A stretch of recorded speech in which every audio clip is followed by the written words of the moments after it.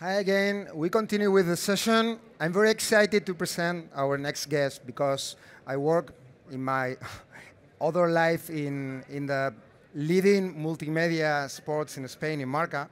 And right now we are going to talk about the role of Spain as a leader in sports and how the technology enabled that digital change that every industry needs. And in this case, we're going to talk about sports. And for that, we have with us Martin Nanni, the CTO and European leader of Globant. Martin, please, the stage is yours. Clap, please.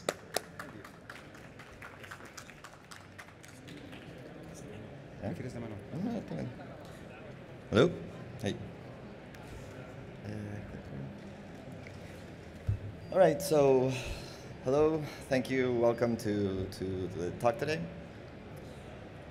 My name, as you said, is Martin Nanni. I'm the CTO for Europe of Globant. We're a digitally native software services and consulting company behind some of the digital transformations of the most beloved brands in the world. And today I want to talk to you about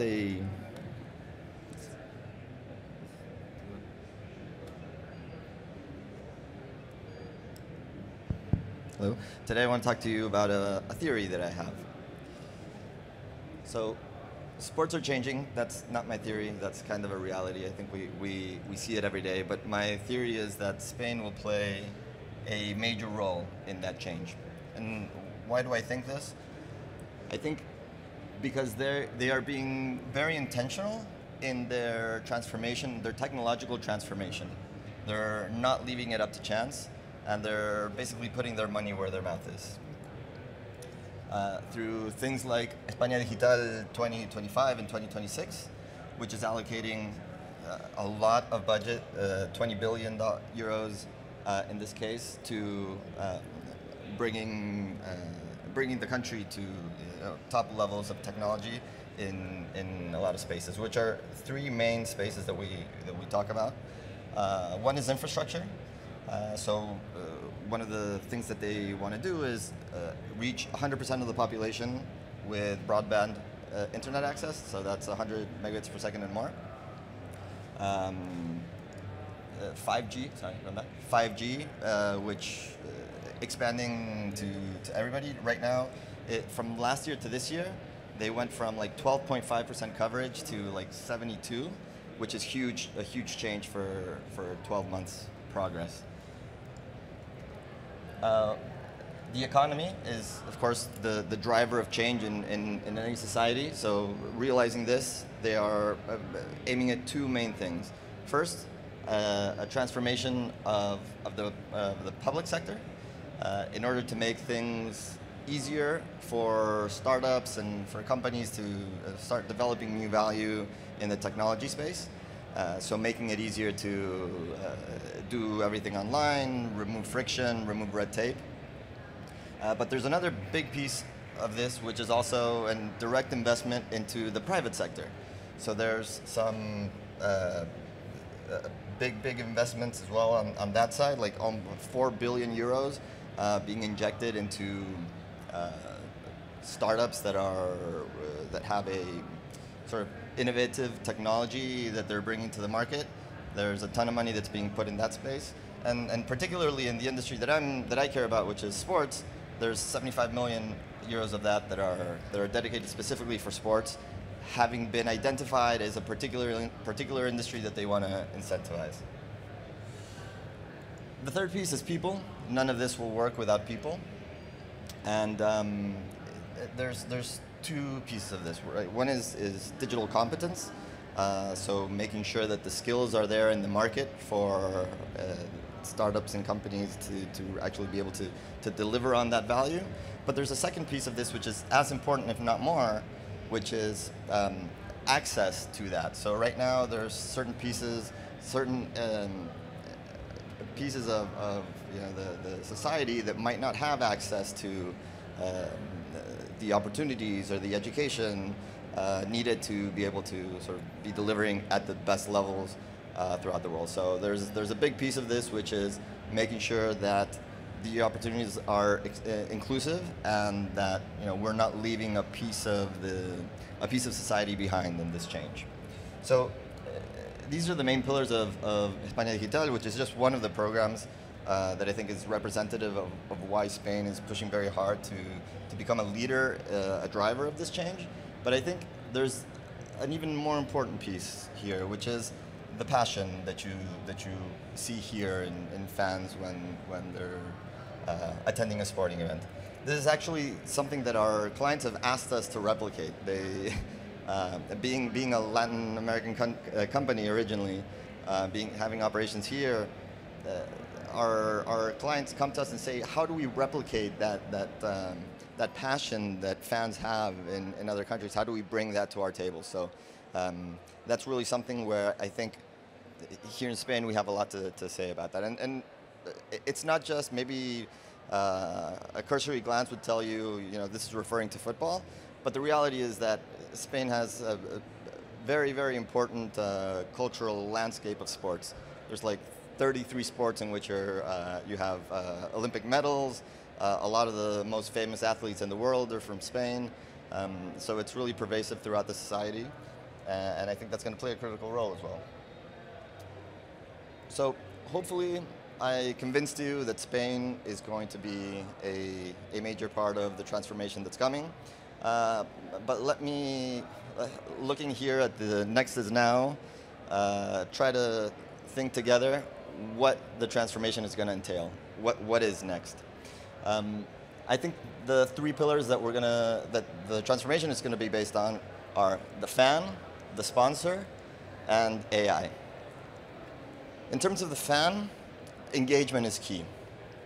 How do we... home team advantage is something that's well studied and well known, that having fans on your side and yelling and screaming and wanting you to win makes a big difference in team's performance. It's a fact. So a lot of the conversations that we're having with some of our sports clients are, how do we generate that more? How do we get people in their seats? How do we make them come with the team colors? How do we make them scream with all their might? And those are serious questions that we're looking at. How can we use technology to make those things happen? And actually set up KPIs and measurable things around that. And it's not just about stadiums.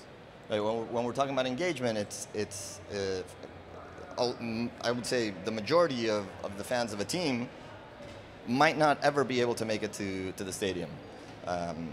So it's important that we are able to target them throughout the different touch points that they might be interacting with the team with. So this engagement is going to be powered by platforms. We're seeing a plethora of different platforms that are trying to basically convert a spectator, spectator sports. They're trying to convert that spectator into an active participant, make them the front and forward of the action. And of course, those platforms need to run on data. So a huge problem that we have when we're looking at trying to implement these technologies for our clients, whether they be teams, leagues, stadiums, or whatever, is that at any given point you have a very low knowledge. You might know 30 to 50% with luck of the people that are sitting in your stadium, which is a huge problem when you're trying to make these personalized experiences and when you're trying to engage at a deeper level. So that's a big piece of what we do as well. How do we take that data from different sources, first, third, zero-party data, and mesh it into a single view of the fan that allows us to have a different level of conversation with them, have a much more targeted conversation. Which takes us to the third piece, which is sponsors. Sponsors are a huge revenue driver in sports. All sports organizations, in a sense, are sponsorship organizations.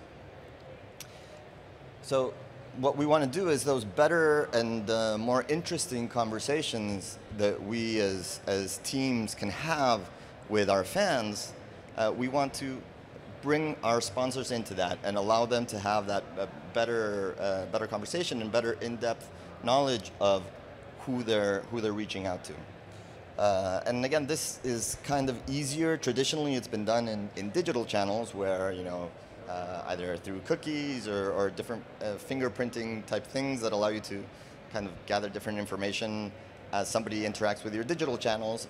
But the challenge comes when they are in physical spaces, and maybe that's not so easy, but there's, of course, things like digital out of home and other things that allow us to bring that data, even though there might not be a specific fingerprint to that, but allow us to make pretty good guesses about who is looking at a particular real estate and how we can target them better. So another super important thing that technology allows us to do is better activations. So the way I like to think about these things is, how do we create those moments of magic where technology disappears and it becomes invisible, and that it enables something that leaves us wanting to call our friends and tell them, oh, you got to see what I did, or you got to try this out. We saw this, for example, not so long ago. We created what we call the perfect shot, which is a place where you can go and anybody can go and just kick the ball as like a penalty kick.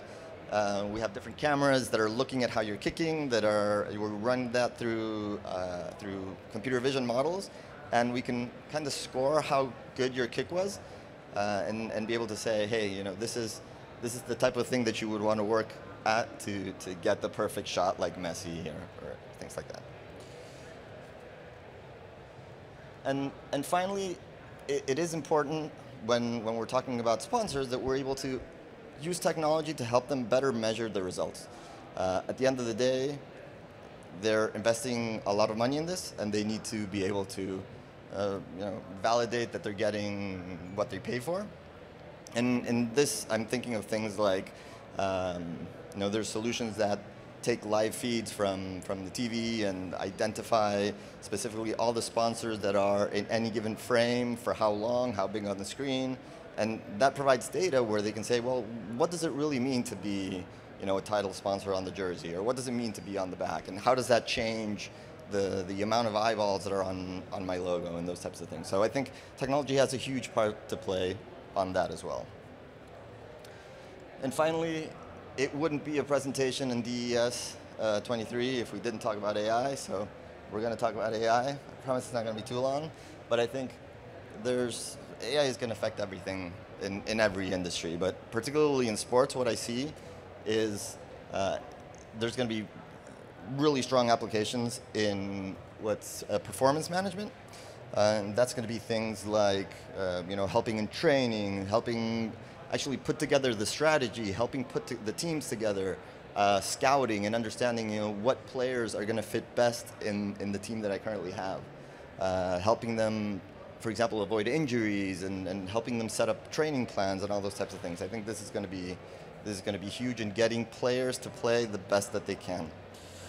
There's another piece which I think is super important when we were talking about user engagement earlier, and I think artificial intelligence is going to allow us to create more personalized and better content for our fans.